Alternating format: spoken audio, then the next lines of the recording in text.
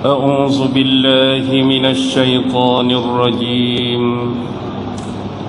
بسم الله الرحمن الرحيم. السلام عليكم ورحمة الله وبركاته.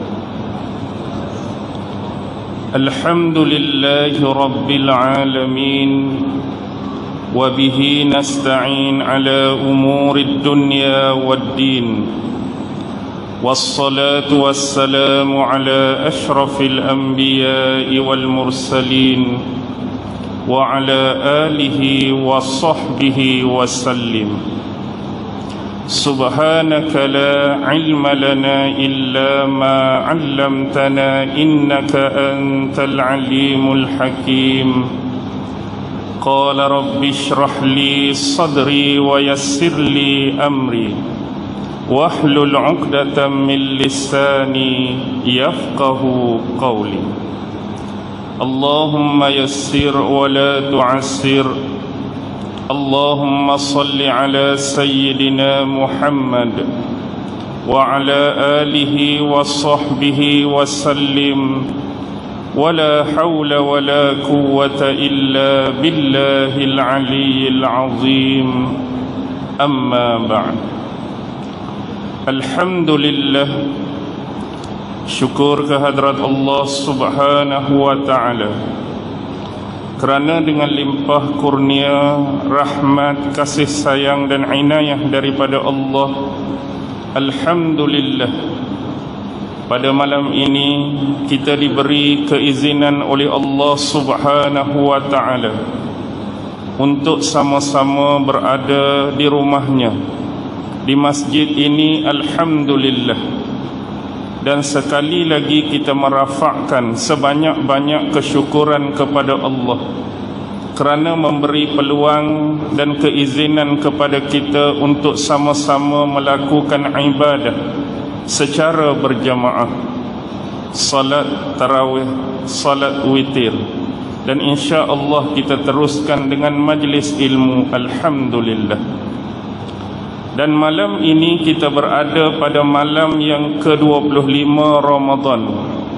Sekali lagi kesyukuran kepada Allah kerana memanjangkan umur dan usia kita, serta memberikan kekuatan, daya upaya kepada kita untuk melaksanakan ibadah-ibadah dan amalan-amalan di bulan Ramadan yang mulia. Alhamdulillah.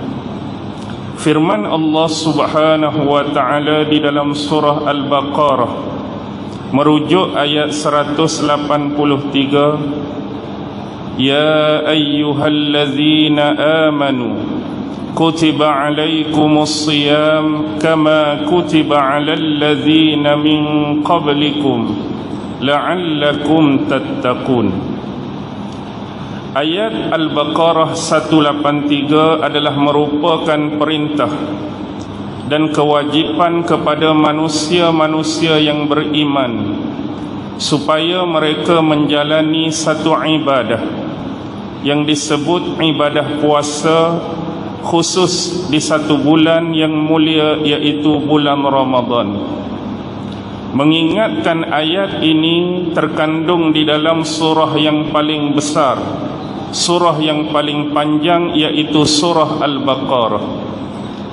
Jadi apabila kita berhadapan dengan surah Al-Baqarah, kita harus memahami sama ada dari sudut teks dan dari sudut konteks sesuatu surah.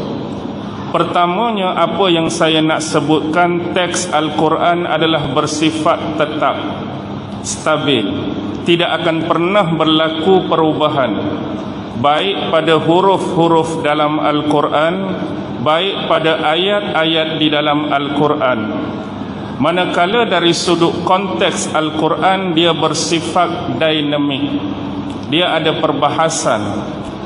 Bila kita melihat kepada surah Al-Baqarah, tuan-tuan harus memahami bahawa surah Al-Baqarah mengandungi dua bahagian. Bahagian yang pertama, surah Al-Baqarah bermula daripada ayat 1 sampai ayat 176. Ni bahagian yang pertama. Manakala bahagian yang kedua surah Al-Baqarah bermula ayat 177 sampai akhir ayat 286. Kebiasaannya ayat-ayat di dalam bahagian yang pertama Allah menyebutkan tentang dua perkara, dua elemen. Pertama ialah tentang persoalan akidah, persoalan tauhid.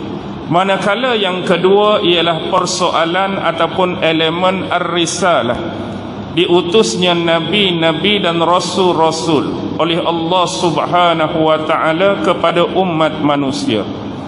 Manakala bahagian yang kedua Allah berbicara mengenai infak, Allah berbicara mengenai jihad dan beberapa perkara yang lain. Dan bila ayat Al-Baqarah yang berkaitan dengan puasa bermula daripada 183, 184, 185, 186, 187, ada 5 ayat. Bermaksud ayat-ayat yang berkaitan puasa termasuk di dalam surah Al-Baqarah bahagian yang kedua. Jadi untuk memahami konteks berpuasa, kita harus memahami bermula daripada ayat bahagian yang kedua, iaitu 177. Barulah kita dapat memahami kontekstual Al-Quran ini dengan baik.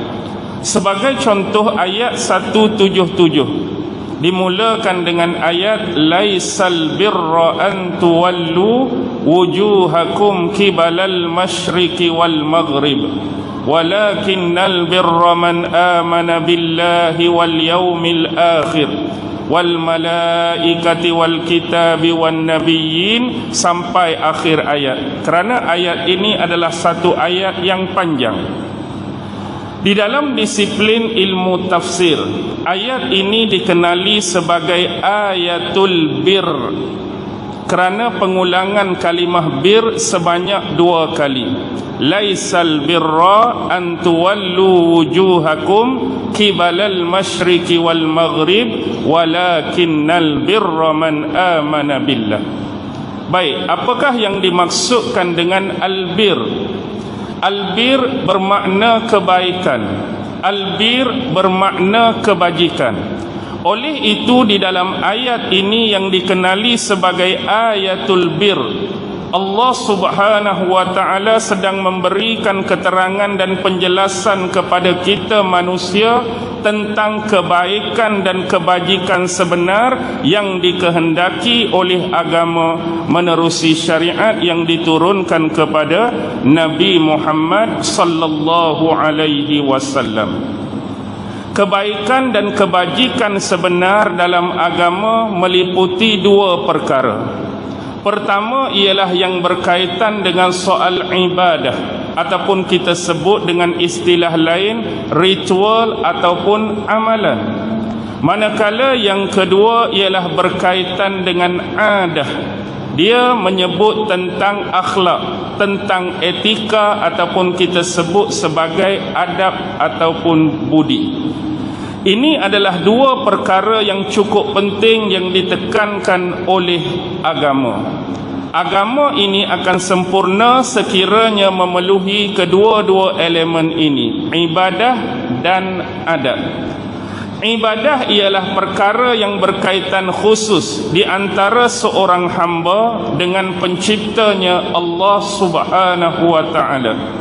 Manakala perkara yang berkaitan adat ialah hubungan yang khusus seorang hamba dengan sesama mereka, iaitu bentuk hubungan kita sebagai manusia dengan manusia yang lain dalam urusan kita bermuamalah dan berkomunikasi sesama kita. Daripada ini maka lahirlah 2 istilah. Istilah yang dikemukakan oleh ulama, yang pertama disebut sebagai umurun muslihah, manakala yang kedua disebut umurun munazimah. Umurun muslihah sebagaimana konteks ibadat tadi ialah bagaimana cara kita memperbaiki, memperelokkan hubungan kita dengan Allah Subhanahu wa taala melalui konteks ibadah. Manakala umurun munazimah ialah bagaimana cara kita memperbaiki dan memperelokkan hubungan kita sesama kita di antara manusia dengan manusia yang lain. Daripada konteks ini kita kena faham, untuk menyempurnakan agama ini dengan sebaik-baiknya, kita harus melalui kedua-dua kebaikan dan kebajikan ini tanpa meminggirkan atau menafikan salah satu daripadanya. Sebagai contoh, kita boleh melihat sebahagian daripada umat Islam kadang-kadang mereka hanya mengambil kira dan berkepentingan dari satu sudut dan meminggirkan sudut yang kedua. Contoh, ada sebahagian umat Islam yang hanya menjaga tentang soal ibadah. Solat dia jaga, alhamdulillah. Puasa dia jaga, alhamdulillah. Zakat dia jaga, alhamdulillah. Haji dan ibadah-ibadah yang lain dia jaga, alhamdulillah. Tapi mungkin dari sudut hubungan sesama dia tak jaga. Contoh macam mana? Semayang, dia semayang 5 waktu, tapi tidak membantu golongan-golongan yang memerlukan seperti fakir dan miskin. Contoh, ada yang solat dia tak pernah tinggal, tapi dia suka mengkhianati dan menzalimi saudaranya yang lain. Puasa dia tak tinggal, tapi mulut tak berhenti maki orang, caci orang, mengumpat orang. Itu salah satu contoh yang kita boleh bagi. Ibadah dia jaga, hubungan dengan manusia lain dia tak berapa nak jaga. Manakala ada jenis manusia dalam masyarakat kita ni, dia jaga hubungan sama manusia, tapi dengan Allah dia tak berapa nak jaga. Cara dia bercakap dengan orang tip-top, cakap lemah lembut, cakap sopan santun, cakap tertib terenim. Dia tak pernah buat jenayah, tak pernah buat perkara-perkara yang dilanggar ataupun melarang dalam agama. Tapi dalam masa yang sama, semayang tak juga. Dalam masa yang sama, semayang culah. Kadang-kadang semayang, kadang-kadang malas. Kadang-kadang puasa, kadang-kadang tak puasa. Zakat selalu lari daripada bayak, sebagaimana lari daripada bayak, LHDN dan sebagainya. Contoh. Tapi nak memenuhi menjadi seorang Muslim yang baik di sisi Allah dan di sisi agama, ingat, penuhi kedua-dua keperluan tadi. Umurun muslihah, umurun munazimah. Dengan Allah kena jaga, dengan manusia pun kena jaga. Jadi disebabkan dalam ayatul bir itu ditekankan kalimah bir. Dalam bahasa Arab, bir kebaikan, ya, bir kebajikan. Tetapi kalau baris ini berubah, bara asalnya kalimah bar. Apa dia bar? Bar ini ialah tanah. Dan tanah ini lawan dia ialah apa dia?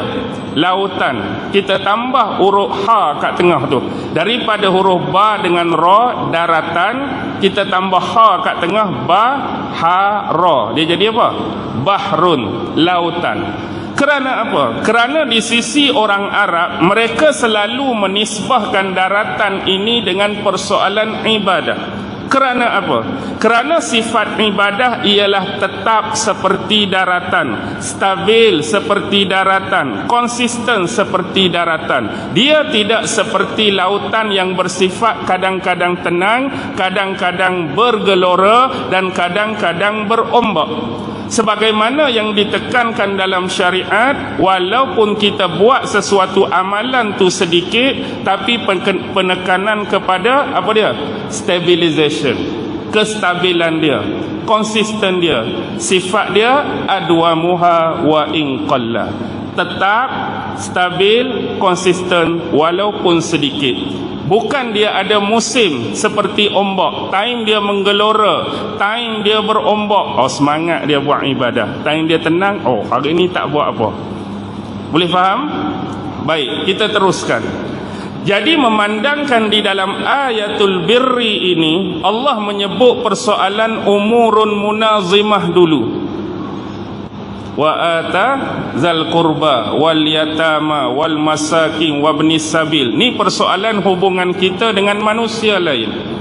Kemudian barulah datang umurun muslihah wa aqamas salah wa ataz zakah dan sebagainya. Baik, tu 177. Tengok bagaimana Allah mula memperincikan kepada kita persoalan umurun munazimah dalam konteks yang paling besar.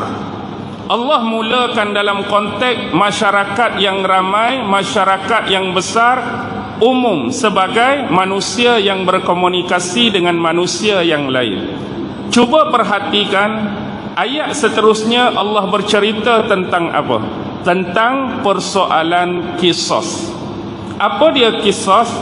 Qisas ini kita akan belajar dalam bab fiqh, hukum fiqh, dalam bab al-jinayah, persoalan jinayah. Qisas ini ialah hukum bunuh balas ke atas pesalah ataupun pelaku yang disabitkan melakukan kes pembunuhan. Kenapa ini penting? Baik, pertamanya, kalau kita melihat kepada konteks ayat, sesiapa pun seorang Muslim yang beriman kepada Allah, beriman kepada hari akhirat dan keimanan-keimanan yang lain, sebenarnya tidak lagi memerlukan kepada hukum qisas.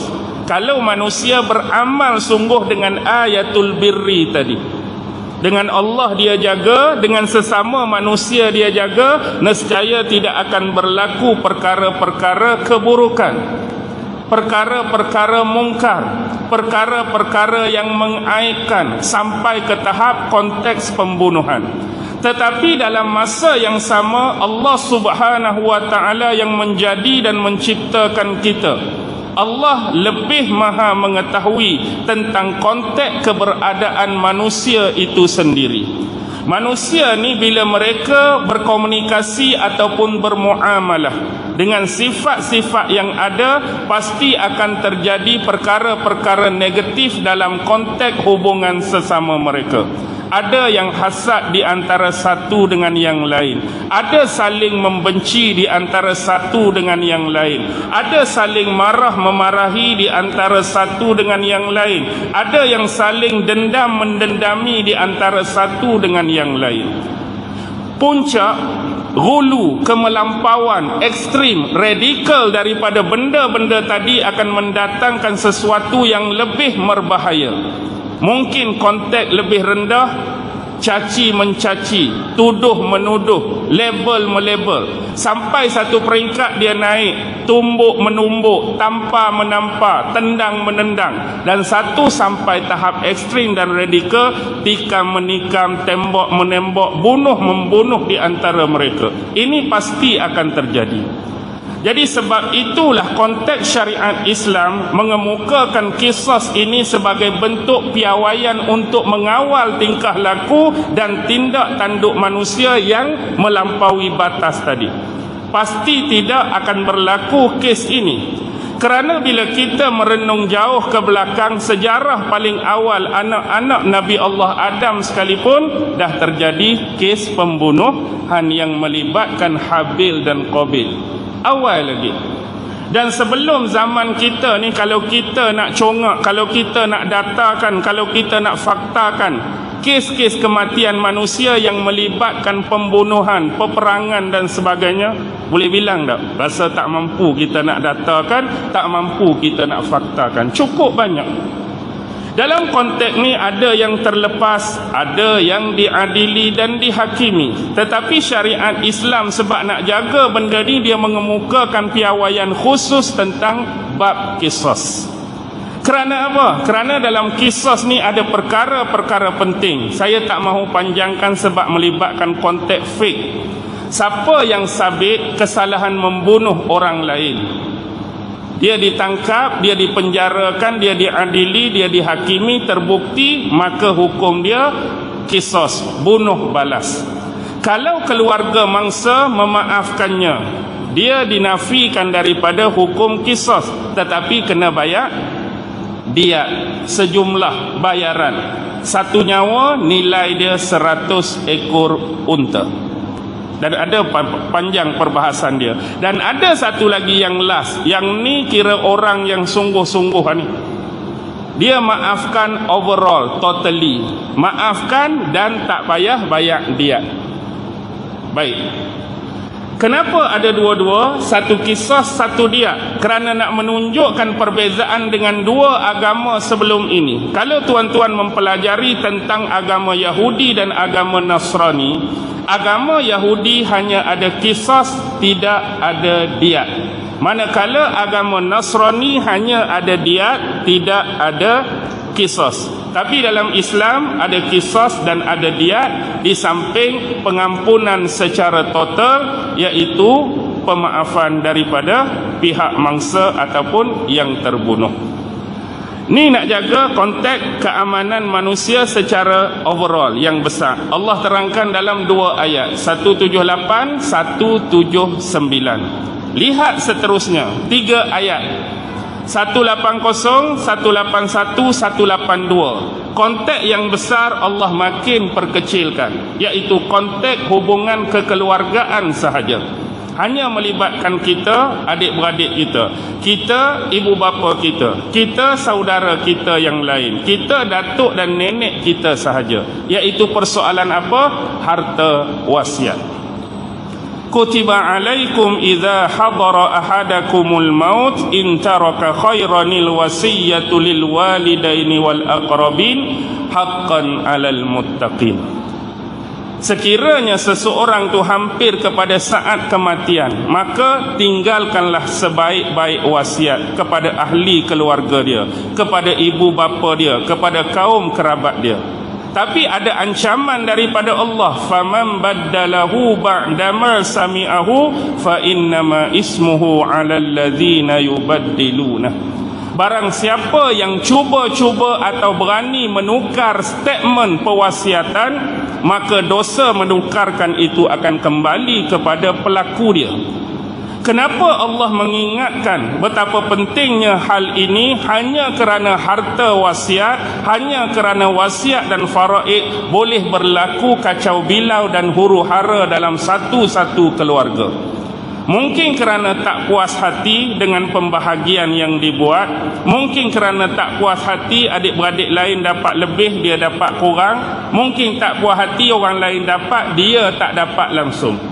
Maka disebabkan isu-isu seperti ini, kita boleh lihat banyak kes-kes dalam masyarakat, abang dengan adik bergaduh, kakak dengan adik tak bertegur sapa, adik-beradik dengan adik-beradik lain tak bercakap, kawan ni tak balik kampung, kawan ni tak balik kampung, berjumpa bersua tak bercakap masam muka untuk beberapa tempoh yang cukup lama, hanya kerana urusan harta wasiat dan faraid. Ni penting untuk dijaga. Sebab tu Allah bagi tahu dah, siapa yang berani cuba tukar statement. Contoh kita kata, seorang bapa yang mempunyai 3 orang anak. Anak yang sulung mungkin tak belajar tinggi, kerja kampung, tinggal sekali dengan bapa. Anak kedua duduk KL, anak ketiga duduk di Johor. Tiba-tiba bapa rasa tak sedap hati dah. Mungkin dia rasa dah hujung-hujung hidup dia. Abang Long han telefon lah dekat Kak Ngah, telefon lah dekat Ucu tu. Bapak rasa tak lama dah minta mereka balik lah. Boleh bapak bedak-bedak, adalah tanah kita 2-3 ekar ni.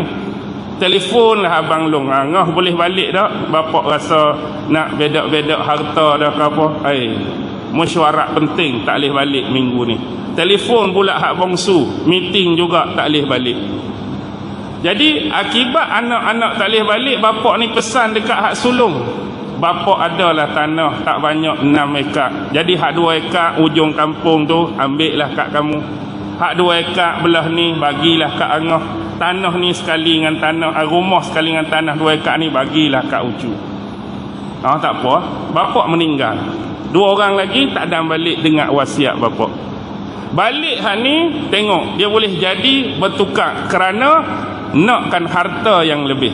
Kamu Angah, masa abang dengar bapak habak, kamu tanah belah ni sekat. Tadi bapak pesan berapa? Bapak pesan 2 ekar. Dia sebut berapa? Sekat. Kamu dapat rumah dengan tanah sekat ni. Lepas tu 4 lagi pergi mana? 4 lagi tak tahulah bapak pening lagu mana, terpeleok lagu mana, kena ketum ke masa tu. Tiba-tiba abang dapat 4 ekar. Contoh. Dia dah tukar statement asal pewarisan yang sah daripada bapak. Jadi kerana nak apa? Kerana nak lebihan harta, lebihan ekar pada tanah tu jatuh pada dia. Jadi dosa tu akan kembali pada siapa? Kembali kepada orang yang manipulit dan memutarbelikkan fakta tentang warisan. Ni pun banyak berlaku dalam masyarakat bagi orang yang tak pengira hukum halal haram. Orang yang tak mengira perintah dan larangan daripada Allah memang akan berlaku. Jadi Allah peringatkan awal-awal. Kemudian barulah ayat 183 hak saya baca di awal tadi, konteks yang lebih kecil. Individu satu-satunya, orang perseorangan kita.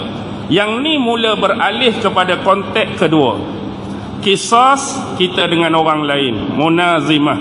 Harta kita dengan adik-beradik, munazimah. Tapi kali ni dia dah beralih kepada umurun muslihah. Bab ibadah, hubungan kita dengan Allah Subhanahu wa taala. Jadi 10:21 ni baru start kita nak masuk tajuk kita ni, baru ayat puasa ni. Okey, boleh lagi? Boleh setengah jam lagi. Bila bermula ayat tentang puasa, di sini kalau tuan-tuan yang rajin baca Quran, yang rajin belik-belik sedikit sebanyak tentang tafsir-tafsir, maka akan berlaku kepelikan bermula pada ayat 183. Aneh di sini, ajib di sini, tang mana? Bila ayat yang berkaitan dengan puasa Allah susun secara berterusan. 183, 184, 185, 186, 187. 5 ayat ini ialah berterusan tentang puasa. Di mana aneh dan pelik dia? Kalau kita selalu melihat kepada konteks-konteks ibadah yang khusus, solat sebagaimana. Solat ni diperintahkan oleh Allah. Kadang-kadang dia datang wa aqamus salah. Kadang-kadang dia datang wa iqamis salah. Kadang-kadang dia datang wa aqimis salah. Tuan-tuan akan dapat melihat ayat-ayat berbentuk perintah terhadap ibadat solat ini dalam banyak surah-surah. Kadang-kadang ada dalam surah sekian-sekian, nombor ayat sekian-sekian. Kemudian kita akan jumpa lagi perintah Allah berkaitan semayang dalam surah yang lain, ayat sekian-sekian. Baca lagi, kita akan jumpa lagi dalam surah yang lain, ayat sekian-sekian. Begitu juga tentang zakat. Allah perintahkan ibadat zakat, jumpa surah ni nombor ayat sekian. Baca Quran, jumpa sini pula perintah zakat. Baca lagi, jumpa surah ni pula perintah zakat. Seperti haji, ada haji dalam surah ni, ada haji dalam surah ni. Tetapi sesekali tidak pada persoalan ibadah puasa. Tentang puasa hanya ada 5 ayat ini secara berderet dan berterusan. Dia tidak berselerakkan seperti perintah-perintah pada ibadah yang lain. Kurang percaya, kurang yakin, tuan-tuan beliklah keseluruhan isi Al-Quran. Sama sekali tidak akan berjumpa lagi persoalan ibadah puasa dalam surah yang lain dan di dalam ayat yang lain kecuali 5 ayat ini. Situ keanehan dia. Baik, habis ayat 187, cuba tuan-tuan perhatikan ayat seterusnya 178. Sekali lagi Allah berbicara tentang pengurusan harta. Wala ta'kulu amwalakum bainakum bil batil. Jangan sesekali kamu makan harta orang lain secara batil, secara tidak hak, secara tidak benar, secara zalim. Spesialnya di sini, ayat-ayat berkaitan puasa diapit di tengah-tengah oleh 2 ayat yang menceritakan pengurusan harta. Sebelumnya, sebagaimana yang kita cerita tadi, bab pewarisan, bab wasiat, bab faraid. Selepasnya, jangan makan harta orang lain secara zalim. Apa realistiknya? Kerana ibadah puasa mengajar kita untuk kita menahan diri daripada makan, menahan diri daripada minum, menahan diri daripada berhubungan dengan pasangan ataupun isteri kita di bulan Ramadan. Spesialnya, apa yang diminta oleh Allah untuk kita tahan tadi, secara jelas harta yang halal ataupun harta yang haram. Hak Allah minta kepada kita, hak kita jalani ni, hang jangan makan, hang jangan minum, hang jangan bersama dengan isteri, itu hak halal ke hak haram? Yang jelas hak kita duk tahan hari ni harta yang halal. Hujung bulan Syakban, elok-elok je kita makan. Hujung bulan Syakban, elok-elok je kita minum. Hujung bulan Syakban, elok-elok kita bersama isteri. Tapi kalau hari ini bermula 1 Ramadan, hak dalam peti ais kita ikan ada 2 ekor, peti ais kita kambing ada 2 kilo, buka lagi daging ada setengah kilo, tu semua adalah harta-harta dan barang yang halal. Mari 1 Ramadan, berani tak nak makan? Berani tak nak makan? Tak berani dah. Hak kita duk tahan tu hak halal ke haram? Sememangnya hak halal. Buka peti belah bawah, jus oren ada, jus mangga ada, jus anggur ada, kopi songkok ada, kopi janda ada. Semalam elok-elok duk minum 30 Syakban, mari 1 Ramadan, berani tak minum? Tak berani kita. Pasal apa hang tak berani? Haram ke kopi, air tu? Tak. Hari ni 1 Ramadan, puasa. Tak berani. Isteri tu hak kita nikahi 20 tahun lepas, 30 tahun lepas, dengan akad yang sah, dengan ada wali, dengan ada saksi. Tapi mari 1 Ramadan, berani tak berani? Tak berani dah kita. Jadi sepanjang hak bulan puasa tu nak latih diri kita tahan daripada sumber-sumber yang halal pun sanggup kita tahan walaupun tu halal. Nak mengajar kita bila keluar daripada selepas 30 hari bulan Ramadan, benda-benda yang diharamkan oleh Allah, benda-benda yang dibenci oleh Allah, benda-benda yang dimarah dan dimurkai oleh Allah, harap-harap kamu mampu lagi tahan. Dah hak halal pun kamu mampu tahan kerana perintah aku. Bila keluar ni, kalau boleh hak haram tu mampu lagi kamu tahan, juga alasan perintah daripada Allah Subhanahu wa ta'ala. Yang kita bimbang di bulan Ramadan, mulut kita kunci rapat. Tak boleh bercakap tentang orang, tak boleh mengumpat. Keluar balik bulan Ramadan, start rancak balik mengumpat orang. Jadi apakah hasil tarbiyah yang kita dapat 30 hari bulan Ramadan? Bulan Ramadan, mulut kunci daripada caci orang, maki orang. Habis Ramadan 1 Syawal, start balik caci dan maki orang. Apa tarbiyah yang kita boleh daripada 30 hari bulan Ramadan? Bulan Ramadan tak berani nak scam orang. Masuk 1 Syawal, aku kena start kerja aku balik scammer. Hari ni 30,000 tak apa dah. Jadi apa hasil tarbiyah 30 hari? Cuba fahami dengan baik. Kerana apa persoalan harta ni penting? Kerana konteks harta memang berpotensi untuk menjerumuskan anda ke lembah-lembah dan lubang-lubang neraka. Harta yang haram memang berpotensi boleh dilakukan oleh manusia. Jadi Allah minta kita berhati-hati, berwaspada tentang hal tersebut. Jadi di mana nak jaga dan kawal dia? Konteks 5 ayat tadi melalui ibadah berpuasa. Baik. Disebutkan wahai orang-orang yang beriman, diwajibkan ke atas kamu berpuasa, difardukan ke atas kamu berpuasa. Perintah daripada Allah dalam bentuk kewajipan. Bila wajib, kena buat. Jadi ada satu benda di sini.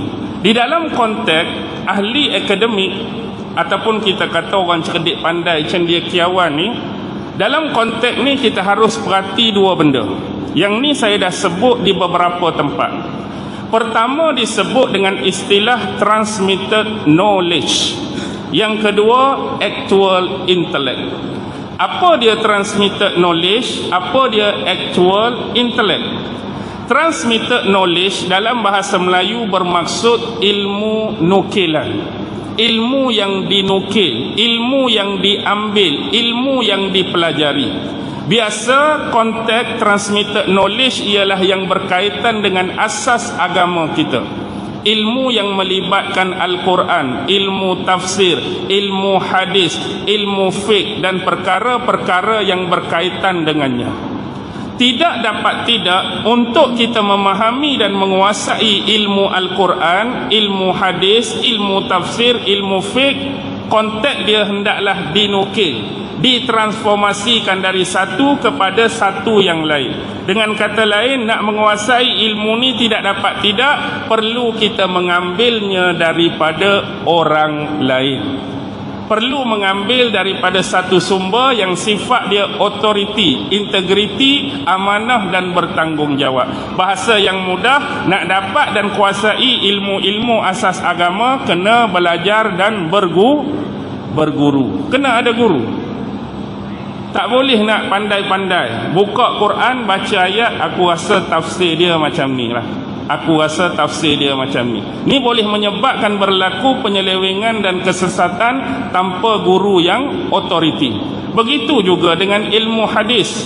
Kita baca hadis, kita terjemah, kita syarah ikut suka hati kita tanpa panduan-panduan yang disediakan oleh ulama, apatah lagi dalam konteks berguru. Kena jaga. Manakala konteks yang kedua disebut actual intellect, ilmu yang melibatkan akliyah, otak, minda, pemikiran. Contoh seperti ilmu matematik dan sebagainya. Baik. Dalam konteks ayat-ayat perintah ni, kalau kita kaitkan dengan transmitted knowledge, persoalan-persoalan yang berbentuk why, bukan huruf Y, W-H-Y. Apa dia why? Kenapa dan mengapa. Contoh dalam asas syariat, mengapa kita kena semayang? Ramai orang tanya kan. Mengapa kita kena puasa? Mengapa kita kena bayar zakat? Mengapa kita ni haji? Mengapa kita tu? Mengapa kita ni? Seolah-olah kita nak menuntut apakah hikmah, apakah fadilat, apakah keistimewaan di sebalik perlakuan ibadat-ibadat tadi. Why? Bila berhadapan dengan transmitted knowledge, why ni dia tak boleh duduk depan. Why ni dia kena angkat tohuk pi belakang. Why ni kena pi duduk belakang. Kerana apa? Jawapan yang paling sederhana kita boleh bagi, pasal apa kena semayang? Allah suruh, Allah perintah. Pasal apa kena puasa? Allah suruh, Allah perintah. Biasanya tak akan ada bantahan. Kenapa nak tahu juga hikmah tadi? Baik, dalam persoalan ni ada kes-kes yang Allah bagi tahu hikmah kenapa kita buat sesuatu amalan ataupun ibadah. Yang tu jelas. Dan ada kes-kes tertentu Allah perintah, Allah suruh, tapi hikmah kita tak tahu. Sebab itulah dalam perbahasan ilmu usul fiqh ada satu subtopik disebut as-sabru wat taqsim. Apa dia sabru wa taksim? Sabru bermaksud meneliti kemungkinan-kemungkinan yang ada. Wa taksim, kita menseleksi, kita buat pilihan di antara kemungkinan-kemungkinan tadi, hak mana yang paling dekat dan hampir dengan illah sesuatu hukum. Contoh, dalam bab pengharaman riba fadl, ada satu jenis riba disebut riba fadl. Seperti emas dengan emas, perak dengan perak, bali dengan bali, gandum dengan gandum, beras dengan beras, gula dengan gula, garam dengan garam. Kenapa dua ni jadi riba fadli? Dalam konteks hadis hanya menceritakan tentang konteks hukum pengharaman dia, tapi illah mengapa diharamkan konteks tu tidak diberitahu. Kenapa emas dengan emas jadi haram? Tak ada. Kenapa kalau perak dengan perak jadi haram? Cuma sebut hukum. Sebab tu dalam fiqh, usul fiqh tadi disebut sabru wa taksim. Seminima-nima ulama ni nak juga tahu illah why, kenapa pengharaman berlaku atas konteks demikian dalam subtopik sabru wa taksim. Tetapi bila kita berhadapan dengan ilmu akliyah, why hak duk belakang tadi kena bawa mai depan. Kena bawa mai depan. Why itu dah jadi penting. Contoh, 2 campur 2 berapa bang? 4. Dia tidak akan dapat jawab sesederhana kita jawab macam transmitted knowledge. Dia tak akan pernah memuaskan hati sesiapa. Macam tadi jelas, pasal apa kena semayang, Allah suruh. Tak boleh pergi apa lah, Allah suruh. Tapi hal ni Y 2 campur 2 4 kita nak jawab sama seperti sesederhana tadi. 2 campur 2 4 sebab cikgu aku habaq 4. Lagi 2 campur 2 4 sebab bapa aku pun habaq 4. 2 campur 2.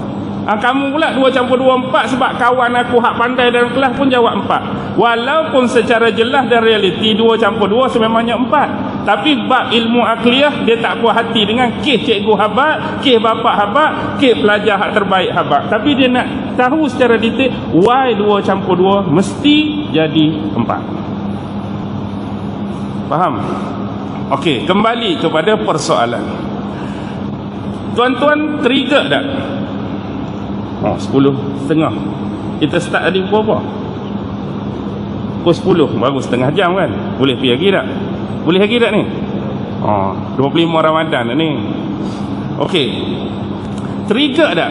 Bahawa ayat 183 ni berkaitan motivation. Bentuk motivasi daripada Allah Subhanahu Wa Taala. Motivasi macam mana?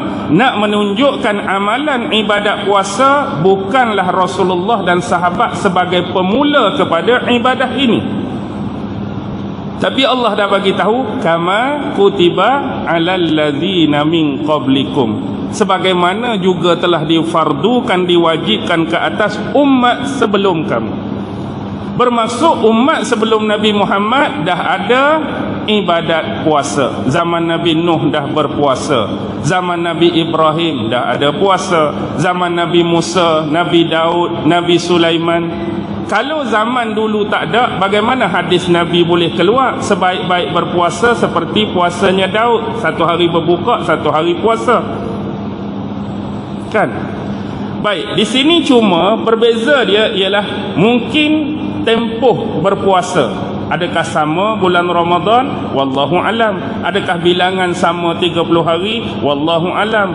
Adakah capaian berpuasa tu macam kita juga terbit matahari sampai terbenam matahari ke, mereka ada tempoh-tempoh tertentu? Wallahu alam. Tapi yang penting ibadah ni Allah dah perintahkan kepada umat sebelum kamu.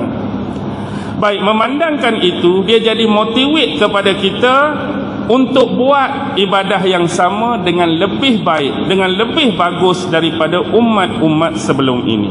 Analogi yang lebih mudah yang boleh saya bagi ialah, kalau kita ni rasa tak sedap badan, rasa lenguh-lenguh, rasa sakit kepala, kita biasa ambil tindakan bertemu dengan pakar-pakar, manusia-manusia yang ada otoriti tentang isu perubatan.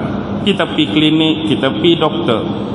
Kita tanya doktor, saya rasa tak sedap badan ni, lenguh sana, sakit sini, cuba cek kok ada penyakit. Sebelum ni tak ada apa. Doktor pun cek. Kencing manis nak ada dah ni, atas line dah. 78. Lagi cuba cek lagi. Cek lagi. Darah pun tinggi ni, 152, 154 tinggi ni. Nak tinggi tu. Cek lagi. Cek lagi, buah pinggang sebelah tu tak berapa nak elok dah ni, tak berapa nak comel dah. Lagi tak ada dah. Setakat ni ada berapa? Ada 3. Kencing manis, darah tinggi dan buah pinggang tak berapa nak elok. Kemudian biasa doktor akan panggil, duduk kat meja dia nak bagi advice.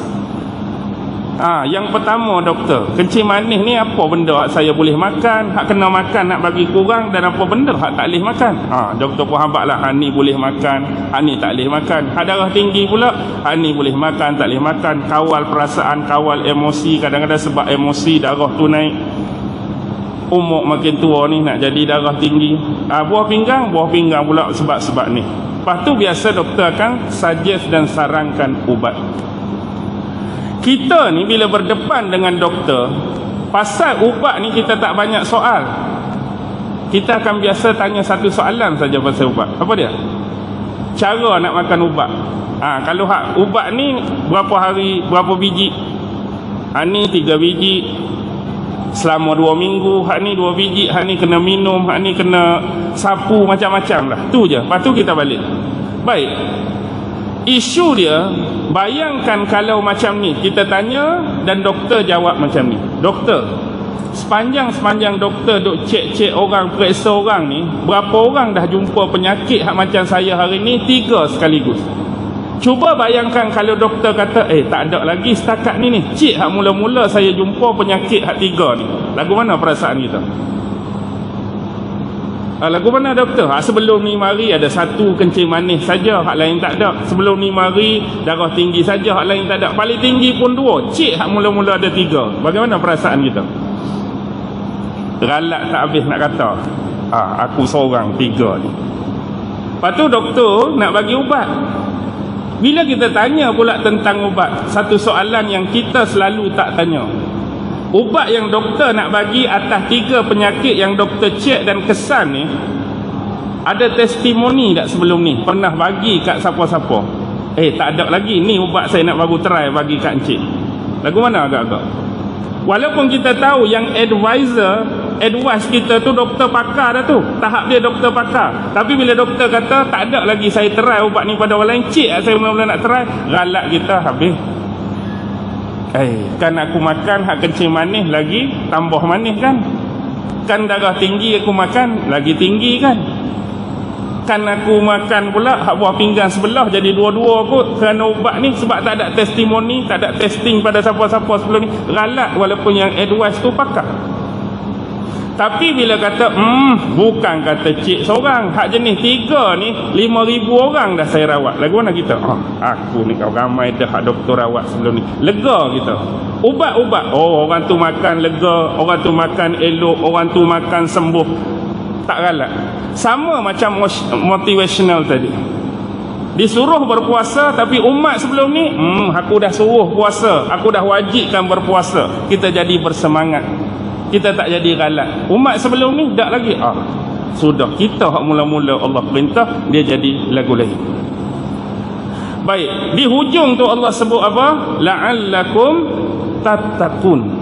Mudah-mudahan kamu keluar daripada bulan Ramadan menjadi manusia yang bertakwa. Dalam ilmu nahu digabung dengan ilmu balaghah sekalipun, kalimah la'alla ni menunjukkan apa? Kebarangkalian. Boleh jadi. Boleh jadi. Dia bukan ayat yang berbentuk confirmation, ayat yang berbentuk muktamad, ayat yang berbentuk absolutely. Siapa yang puasa 30 hari bulan Ramadan, confirm dia akan keluar jadi manusia yang bertakwa. Ayat tak datang demikian. Kalau ayat datang demikian, siapa hak cukup puasa, confirm keluar manusia bertakwa. Tapi Allah guna la'alla, mudah-mudahan. Ayat ni bukan confirmation. Jadi kalau kita mengikuti disiplin-disiplin sebenar, berpuasa sebagaimana syariat, mudah-mudahan kamu jadi bertakwa. Tapi kalau tak ikut, mudah-mudahan jadi bertakwa ke? Tak akan jadi. Sama seperti kes ubat yang doktor bagi. Kalau doktor bagi ubat, makan 3 kali sehari, 1 pagi, 1 petang, 1 malam selama 2 minggu, insya-Allah boleh sembuh, boleh reda, boleh baik, boleh tahan. Kalau kita balik, tak pening lah hari ni. Bila tak pening, makan ke tak makan? Tak makan. Hari kedua, elok ni tak makan. Seminggu tu 7 hari tak rasa apa pada badan kita, pada kepala kita, seminggu tak makan. Masuk minggu kedua, sakit kepala pula dah. Baru nak ambil sebiji, minggu kedua telan sebiji. Kes telan pagi tu jadi tahan sampai tengah hari. Sepatutnya tengah hari pun kena balon juga, tapi tak kata apa, tak makan dah. Hak malam rasa, baru makan malam. Agak-agak 2 minggu jumpa doktor, okey ke tak okey? Tak okey. Lepas tu pergi ketuk-ketuk meja. Apa ni doktor? 2 minggu kata boleh baik, kata boleh okey. Tak jadi apa pun ubat doktor suggest. Pertama saya nak tanya, ubat tu makan ikut aturan dia ke tak? Seminggu awal tu langsung saya tak makan. Tu sebab dia. Lepas tu hang nak mari ketuk meja, hang nak mari marah. Peraturan makan ubat hang tak makan. Tengok pakcik ni. Tengok pakcik ni, dia makan betul. Tengok. Dah tak ada dah kencing manis dia. Hak ada pun kencing berdiri saja. Contoh. Tak jauh pun duk kencing kawan lagi. Tak habis-habis. Okey, nampak tak benda ni? Sama juga dengan kita. Kalau kita tak mendisiplinkan ibadah puasa, mustahil untuk kita keluar menjadi manusia yang bertakwa. Sebab kita kena jaga dari sudut sah batal puasa. Hatu ramai jaga kan, takut termakan, takut terminum, takut terbuat, takut terkorek, takut ter ni jaga. Hatu semua orang jaga. Tapi ramai yang tak jaga sudut mana? Ramai yang tak jaga perkara-perkara yang boleh membatalkan pahala puasa mereka. Hatu ramai tak jaga. Puasa sah ke tak? Sah. Tapi pahala tu kurang, pahala tu hilang, pahala tu miss. Sebagai contoh dalam sebuah hadis. Hadis ni diriwayatkan oleh Imam Bukhari, hadis sahih. Man lam yada' qaula az-zur wal amala bihi falaysa lillahi hajatun fi an yada'a ta'amahu wa syarabahu. Man lam yada' qaula az-zur, barang siapa yang tidak mampu untuk meninggalkan qaul az-zur. Ulama-ulama membahaskan apa itu qaul az-zur. Ada ulama yang mengatakan qaul az-zur ialah menipu, berbohong, berdusta. Ada ulama yang menterjemahkan qaul az-zur ghibah, mengumpat manusia lain. Jadi di sini nak menyebutkan barang siapa yang sedang menjalani puasa tetapi dia masih tidak mampu untuk meninggalkan hal tersebut. Puasa tapi cakap bohong seperti hari-hari lain tak boleh tinggal. Dia sedang puasa tapi mengumpat, ghibah, kata ke orang sebagaimana hari-hari lain, tak boleh lagi nak tinggal bulan puasa. Wal amala bihi, dan dia masih meneruskan amalan perkara tu ketika berpuasa. Falaisa lillahi hajatun fi an yada'a ta'amahu wa syarabahu. Sesungguhnya Allah sesekali tidak berhajat kepada rasa lapar dia. Allah sesekali tidak berhajat kepada rasa haus dan dahaga dia selama dia menjalani ibadah puasa. Dia rasa lapar ke tak? Lapar. Tapi Allah tak berhajat lapar dia. Dia berpuasa rasa dahaga haus tak? Rasa. Tapi Allah tak berhajat kepada puasa dia. Sebab tu disebutkan bahawa ramai yang berpuasa tapi yang mereka dapat cuma apa? Lapar dan dahaga. Tapi pahala nol, pahala nihil, pahala zero. Samalah bayangan dia seperti seorang yang bekerja last kali tak dapat gaji. Kerja pulun, harap-harap dapat gaji. Tapi setelah majikan teh, oh banyak ponteng, tidur, curi tulang, pek-pek, last kali kosong. Piramli tunjuk contoh dah. Alibaba punya lapuk kan, orang lain semua 100 dirham, 100 dirham, 100 dirham. Pasal apa saya 30 dirham? Kerana banyak ambil IOU contoh. Tu ada lagi 30 dirham, taklah kosong. Tapi kita rasa hampa dah sebab tak sama dengan orang lain. Bayangkan kita kerja tak ada habuan, kita kerja tak ada gaji.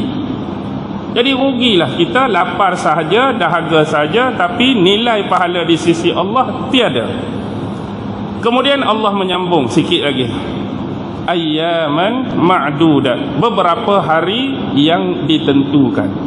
Jadi di sini memberi kelegaan kepada kita sebab puasa ni hanya melibatkan beberapa hari yang ditentukan. Kalau Allah perintahkan wajib selama setahun penuh kena puasa, lagu mana lepeh kita. Tapi alhamdulillah ayat ni mengandungi kelegaan. Ayyaman ma'dudat, beberapa hari yang ditentukan. Kemudian Allah memasukkan persoalan bab hukum, iaitu pengecualian kepada mereka-mereka yang ada keuzuran, seperti orang sakit, seperti orang musafir, tapi syarat mereka kena ganti pada hari-hari yang lain. Kemudian baru masuk syahrul Ramadan alladzi unzila fihi al-Quran. Syahrul Ramadan itulah penjelasan dan huraian kepada ayyaman ma'dudat. Apakah dia beberapa hari yang ditentukan? Syahrul Ramadan, iaitu sebulan 30 hari khusus di bulan Ramadan. Tu jadi wajibkan kepada kamu berpuasa. Bulan lain tak payah puasa, hari lain tak payah puasa. Baik, kalau kita baca sejarah awal manusia ni berpuasa, tuan-tuan akan lihat adanya tadarus, peringkat-peringkat. Sama seperti konteks pengharaman arak. Arak dalam Islam tidak diharamkan sekaligus. Mari turun ayat tu haram terus. Mula-mula boleh minum lagi, contoh. Lepas tu tak boleh minum dah bila kamu nak solat. Sebab apa? Takut minum sebelum solat tu menyebabkan terganggu pada akal dan fikiran kamu. Fatihah. Bismillahirrahmanirrahim. Alhamdulillahi rabbil alamin. Minal jinnati wan nas. Pasal apa tiba-tiba keluar minal jinnati wan nas ni? Sebab fikiran terganggu, otak terganggu. Contohlah, sebab tadi kena arak, sebab tadi kena ketum ataupun baru seduk 2-3 dah gam dan lok ke apa-apa, ikutlah. Maksudnya dia boleh mengganggu pemikiran. Lepas tu baru mari secara total. Innamal khamru wal maisir wal ansab wal azlam rijsum min amalis syaitan. Tu habis dah. Sama seperti ibadah puasa. Ibadah puasa ada 3 step. Step yang pertama, tidak diwajibkan secara keseluruhan, tidak diwajibkan secara overall. Baca sejarah puasa. Mula-mula manusia ni diberi pilihan. Kalau kita ni rasa nak puasa, maka berpuasa. Kalau tak mau puasa, malah puasa, bayar fidyah. Rasa nak puasa dah bulan Ramadan ni, aku nak puasa esok. Niat puasa, puasalah. Aku rasa malah puasa esok, tapi kena bayar fidyah. Jadi orang kaya tak payah puasa lah, dia bayar fidyah saja. Kes pertama diberi 2 pilihan lagi, nak puasa atau bayar fidyah. Untuk step yang kedua, peringkat yang kedua, wajib berpuasa semua dah. Wajib berpuasa semua, tapi tak boleh tidur di siang hari. Tak boleh tidur. Kalau tidur jadi lagu mana?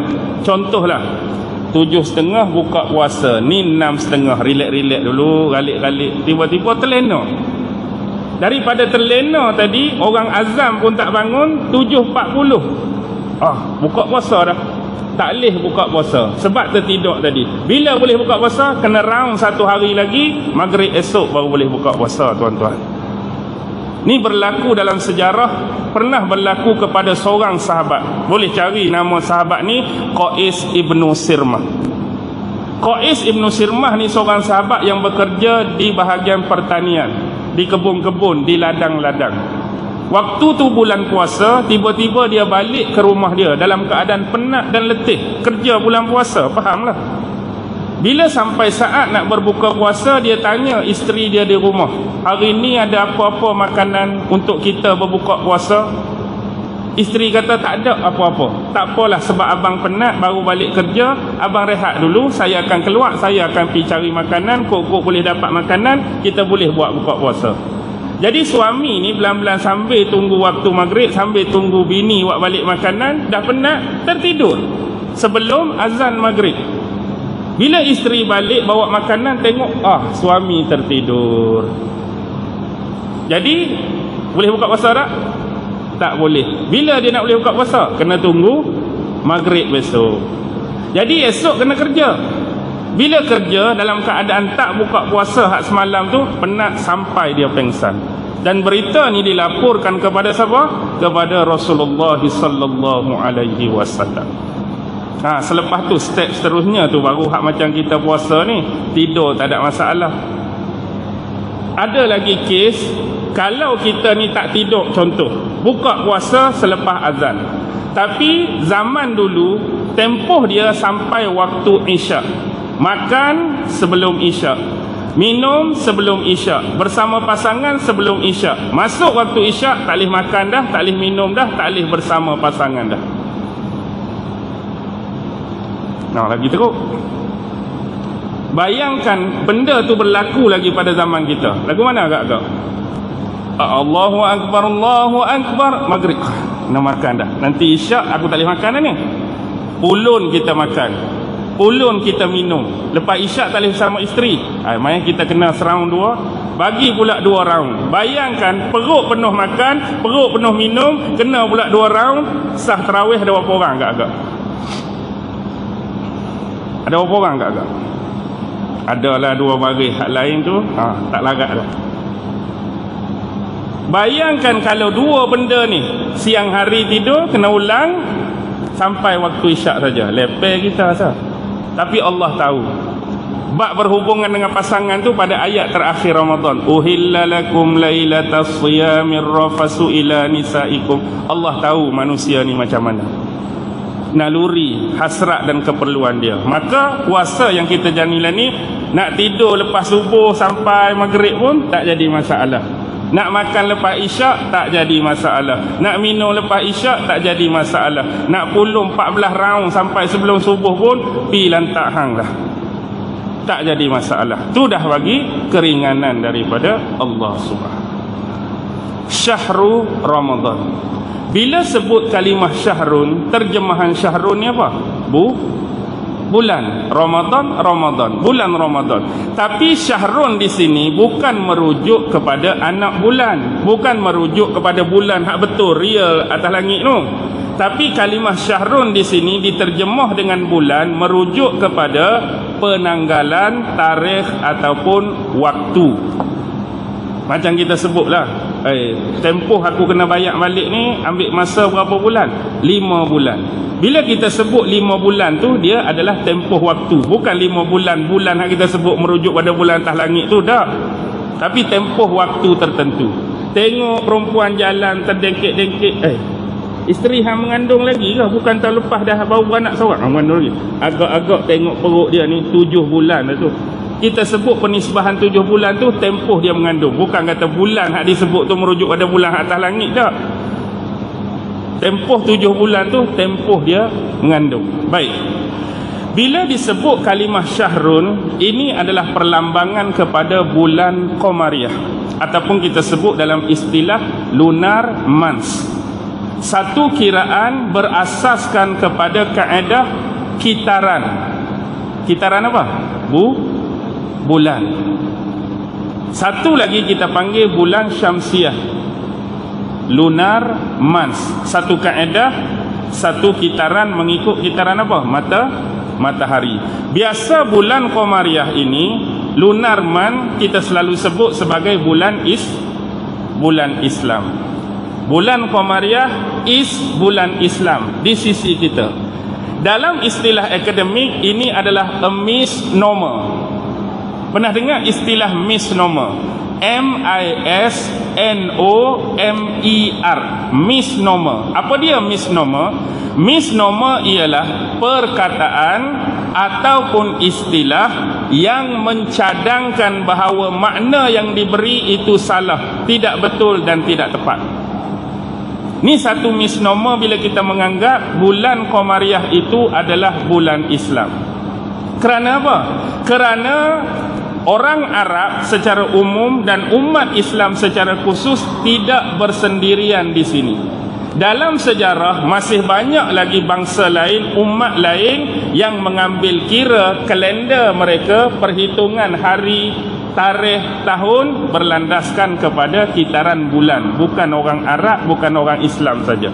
Seawal yang guna kalender berasaskan bulan tamadun Sumeria di Babylon dulu. Bangsa Cina ada yang menggunakan berasaskan bulan.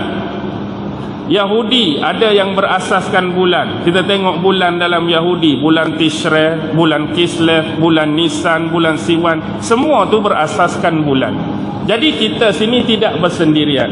Jadi misnomer di sini ialah silap pandang dalam kita memaknakan bila sebut bulan Qamariyah berasaskan bulan, itu bulan Islam. Tidak. Tetapi dia jadi betul bila kita spesifikkan penamaan tu hanya bulan Islam, tu betul. Contoh macam ni. Ada tanggal sekian-sekian bermula terbit anak bulan sampai tempoh 29 atau 30 hari, orang Islam menamakannya sebagai Muharram. Contoh, kalau spesifik macam tu, betul, tu bulan Islam. Tapi tempoh yang sama, bangsa Cina juga meletakkan nama bagi bulan tu. Mungkin bulan sekian-sekian. Orang Yahudi pun, dia letak nama bulan tu, nama dia nama lain. Bangsa tu letak juga nama lain. Kalau kita nak spesifikkan Muharram tu, tak jadi masalah. Tapi kalau kita nak spesifikkan, kita saja yang pakai tanggal dan tarikh sekian, tu misnomer dia. Jelas di sini ya? Ke pening ni? Boleh faham? Faham? Okey, baik.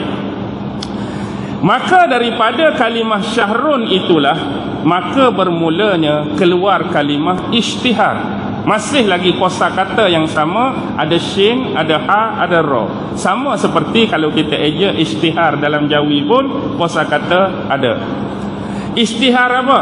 Kita nak melakukan pengisytiharan bila nampak anak bulan boleh puasa, nampak anak bulan boleh raya, nampak anak bulan bermula awal bulan. Satu-satunya nama bulan yang disebut secara spesifik dalam Quran cuma satu, Ramadan, bulan ke-9. Bukalah dalam Quran, cari perkataan Rejab, tak ada. Zulkaidah tak ada, Zulhijjah tak ada. Bukan menafikan nama tu secara realiti dalam sejarah, tak. 12 bulan tu memang ada, tapi penyebutan spesifik dalam Quran satu-satunya bulan ke-9 inilah Syahrul Ramadan. Tapi kalau secara tersirat ada, bila Allah mengemukakan perkataan Asy-Syahrul Haram, bulan haram. Kita tahu di sebalik bulan haram ada Muharram. Ada apa lagi? Ada bulan? Bulan-bulan haram selain pada Muharram. Ada Zulkaidah, ada Zulhijjah. Okey. Tu di sebaliklah, tapi disebut Syahrul Haram. Baik. Kenapa kita melihat konteks anak bulan untuk menentukan awal, untuk menentukan tarikh berpuasa, tarikh hari raya? Kerana satu ialah untuk memudahkan kita melihat hal tersebut berbanding kalau kita nak teropong matahari. Okey, mana lebih mudah? Teropong anak bulan ke teropong matahari? Kita naik tengok, oh nampak. Kalau teropong matahari, matahari paling tegak atas kepala waktu apa? Pukul 12. Hang nak pergi mana bawa teropong besar-besar tu? Pukul 12. Pukul 12 nak matahari pacak atas kepala. Teropong pada waktu tu. Nampak apa agak-agak? Hak kita tak teropong ni pun berayak air mata. Hak tengok saja ni. Spek reben harga 2,000 berayak air mata juga. Apa lagi nak teropong matahari? Lagi berayak air mata. Dan tak ada signifikan pun nak teropong matahari berbanding teropong bulan. Teropong bulan, walaupun bulan tu sama je sebenarnya, tapi pada awal bulan yang nampak bercahaya ialah hilal, anak bulan, bulan sabit. Nanti tengah bulan nampak apa? Bulan penuh. Nanti hujung bulan sabit juga, tapi sabit terbalik. Walaupun bulan tu juga, tapi biasan pantulan cahaya tu berbeza. Tapi kalau teropong matahari awal bulan nampak apa? Nampak matahari seketui itu jugalah. Kalau tak boleh ni. Kalau kita teropong awal bulan nampak seketui matahari. Mesti kita teropong tengah bulan. Teropong tengah bulan nampak apa? Matahari. Seketui itu juga, tak ada berubah pun. Tak boleh jadi ni. Mesti dia akan jadi lain pada hujung bulan. Terai teropong hujung bulan. Lagu mana? Seketui itu juga, tak ada beza pun teropong matahari. Sebab tu kerana penisbahan bulan terlalu banyak dengan kita, maka kita selalu bercakap menggunakan nisbah kebulanan. Aku ni kalau hujung-hujung bulan ni buka dompet ni tak berapa nak ada duit dah. Kita ni guna istilah bulan. Hujung-hujung bulan tak apa nak ada duit. Perempuan pula, Allah, hari ni hari ke-24. Elok je puasa, tiba-tiba lah pula datang bulan pula dah. Hak betul-betul datang tu bulan ke darah? Hak betul-betul datang tu darah. Bulan bila-bila masa bulan datang.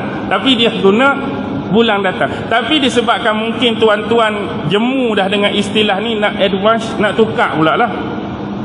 Aku ni kalau hujung-hujung matahari ni, duit tak berapa nak ada ni. Sebab bulan selalu orang guna matahari lah pula. Perempuan pun sama. Abang minta maaf lah, malam ni tak boleh macam semalam lah, sebab matahari mari dah saya ni. Kok nak guna tukar istilah, nak bagi advance. Tak ada, tak guna matahari pun, duk guna bulan situ lah. Kalau gaji pun, kalau kita berhutang pun, berapa bulan tempoh nak bayar balik ni? 3 bulan cukup lah, kawan kata. Tak ada, 3 matahari. 3 matahari. 3 matahari, hari-hari duk mari matahari. Okey.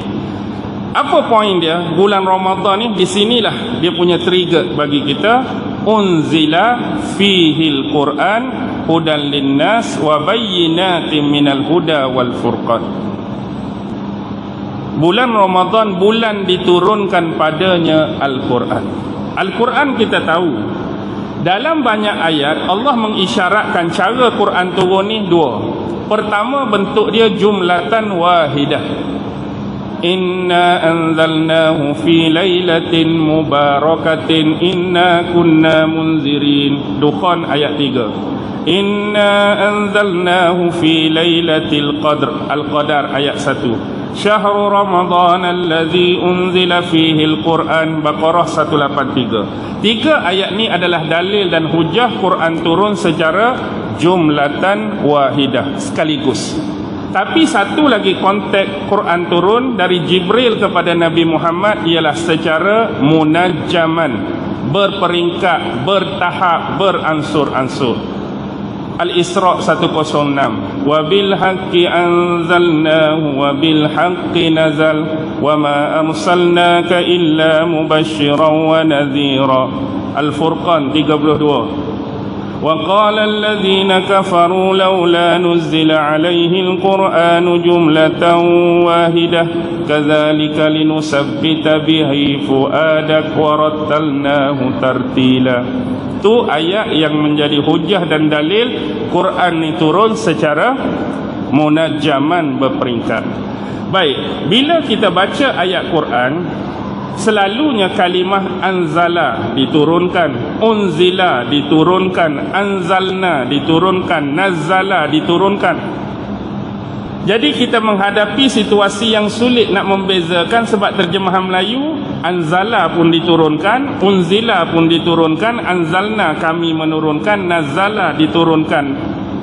Jadi mana satu konteks ayat nak cerita hak turun sekaligus, mana satu konteks ayat nak cerita turun secara berperingkat. Saya nak bagi tip yang cukup mudah.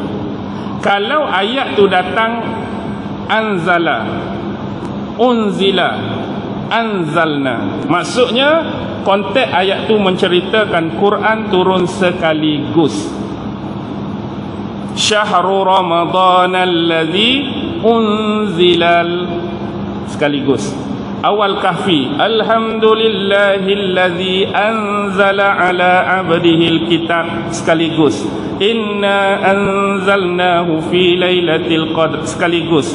Inna anzalnahu fi lailatin mubarakatin, sekaligus. Kalau konteks ayat tu berperingkat, dia ada syaddah, nazzala. Contoh awal Ali Imran, nazzala alaikal kitaba bil haqq musaddiqan lima baina yadayhi. Bila cerita Taurat dengan Injil, Allah tak guna dah nazzala. Wa anzalat taurata wal injil. Dia nak membezakan konteks pertama, nazzala alaikal kitaba bil haqq, Quran hak diturunkan pada Nabi Muhammad tu ialah berperingkat. Tapi Taurat dengan Injil, Allah guna wa anzalat taurata wal injil. Jelas bagi kita, Taurat diturunkan sekaligus kepada Nabi Musa, Injil diturunkan sekaligus kepada Nabi Allah Isa. Tu je tips dia. Sebab terjemahan semua diturunkan. Jadi tak mau bagi kita keliru. Jadi Quran turun forwards, hudan linnas, petunjuk bagi kesekalian manusia. Sini poin penting, kerana Quran bukan turun untuk umat Islam secara khusus. Allah jelas menyebut hudan linnas, untuk keseluruhan manusia. Ni nak bagi tahu kepada kita, Quran ni memang khusus sebagai sumber petunjuk dan hidayah pada kita, tapi Quran juga jadi sumber dan petunjuk kepada non-Muslim. Jadi di sinilah bermula amanah dan tanggungjawab kita yang faham Quran, yang faham Islam, untuk menyebarkan dan mendakwahkan Islam kepada all of non-Muslim. Kalau kita nak eksklusifkan Quran ni hanya untuk orang Islam, jangan bagi sampai mereka dapat ayat ni, jangan sampai mereka terbaca ayat ni. Jangan bagi tahu orang yang mensyirikkan Allah, ayat ni eksklusif, terlalu suci, terlalu mulia untuk orang syirik tahu, untuk orang syirik dengar, untuk orang syirik baca. Orang Yahudi jangan bagi ayat Quran ni pada mereka, terlalu suci dan mulia untuk mereka dengar ayat Quran. Adakah demikian? No. Waktu Rasulullah berada di Mekah, Abu Jahal, Abu Lahab, semua tu adalah musyrikin Mekah, mereka yang mensyirikkan Allah. Adakah Rasulullah mengambil pendekatan mengeksklusifkan ayat Quran, tidak mendengarkan pada mereka, tidak membacakan pada mereka, tidak mendakwahkan mereka? No. Nabi baca dekat Abu Lahab, Nabi baca dekat Abu Lahab, Nabi baca dekat musyrikin Mekah yang lain untuk dakwahkan mereka supaya dapat petunjuk dan hidayah melalui ayat-ayat Al-Quran. Nabi di Madinah, Nabi baca tak kepada orang Yahudi, pendeta Yahudi, robah Yahudi, pembesar Yahudi? Nabi tak mengeksklusifkan hak milik mutlak orang Islam, tapi baca. Nak ajak mereka, nak dakwahkan mereka supaya terhidayah dan dapat petunjuk melalui ayat-ayat Al-Quran. Begitu jugalah selain daripada itu di zaman kita, bacalah. Dan bacalah pelbagai jenis ayat. Ulama-ulama selalu menyebut kita tidak tahu ayat mana yang boleh mempengaruhi orang sampai terhidayah kepada Allah. Mungkin kita baca satu ayat, 2 orang terhidayah melalui ayat ni, hak lain tak terhidayah pun. Kita baca ayat lain di tempat lain, orang lain terhidayah dengan ayat lain. Ayat hak semalam tak ada orang terhidayah pun, baca pula ayat lain, sebab kita tak tahu. Sebelum turun surah Taha, banyak ayat dah Quran turun pada zaman Saidina Umar kan. Awal-awal terkesan tak Saidina Umar? Tak terkesan. Ya ayyuhal mudassir, tak terkesan. Ya ayyuhal muzammil, tak terkesan. Tapi Taha, inna anzalna alaikal Qur'an litashqa. Hebat kan, sampai terkesan. Itu contoh. Ada sahabat lain terkesan dengan turunnya ayat lain bila dibacakan kepada dia. Sebab tu kita diperintahkan baca pelbagai jenis ayat, sebab kita tidak tahu manusia jenis mana akan terkesan dengan ayat yang mana. Kita hanya penyampai, kita hanya menceramahkan, tetapi hidayah itu adalah kerja Allah, bukan kerja kita. Jadi kerja saya sekarang ialah berhenti dah lah. Penat dah ni, 11-12 dah ni. Boleh tak habis lagi tu. Ada 2 ayat lagi. Ayat tentang doa, wa iza sa'alaka ibadi anni fa inni qarib tu, dengan uhillalakum. Tu panggil tazkirah Ramadan tahun depan. Kita habis 2 ayat tu insya-Allah. Jadi saya berhenti di sini. Wabillahi taufiq wal hidayah. Wassalamu alaikum warahmatullahi wabarakatuh.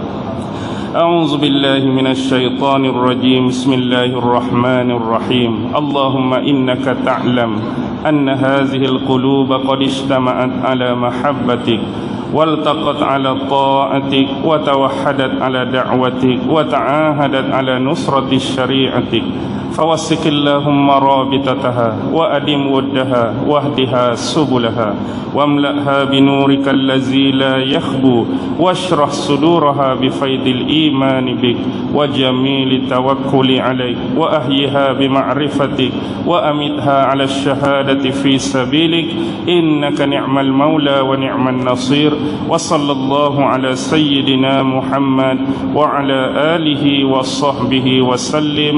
سبحان ربك رب العزة عما يصفون والسلام على المرسلين والحمد لله رب العالمين. الله أكبر.